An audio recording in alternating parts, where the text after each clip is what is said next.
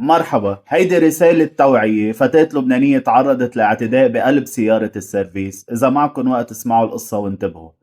هيدي الفتاة كانت طالعة من الدكوانة على الحمرة. فتاة صغيرة، يعني عم نحكي يعني مش فتاة إنما امرأة صغيرة في السن، يعني ما عندها بعد التجربة الحياتية. قالت له أنا بدي أدفع 500 ألف، ما معي غيرهم بجزدان.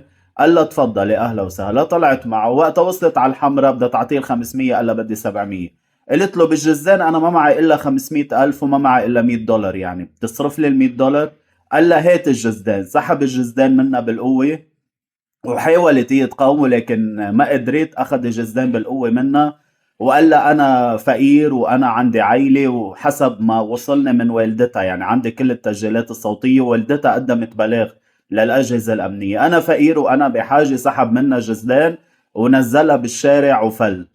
طبعا الموضوع صار عند الاجهزه الامنيه مثل ما ذكرت، والتسجيلات الصوتيه عفوا موجوده عندي وموثق. على اي حال انتبهوا، الوضع مش آمن كتير جوات البلد، حتى بالسيرفيسات وبالنمر العمومية يعني عم بتصير هيدي الأحداث.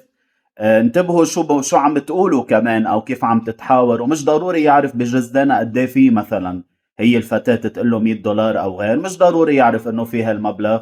مش ضروري يعرف إنه شو في بجزدانة. يعني ما بعرف شو لازم ينعمل، غير إنه لازم يكون في وعي، لازم يكون في إدراك، لازم يكون في نضوج، ولازم يكون في 10 عيون عم بيشتغلوا بذات الوقت بكل تحركاتنا اليومية بقلب هالبلد، على أمل يصير في عنا دولة يوم من الأيام. عبد الله بعلبكي من كل لبنان، إلى اللقاء.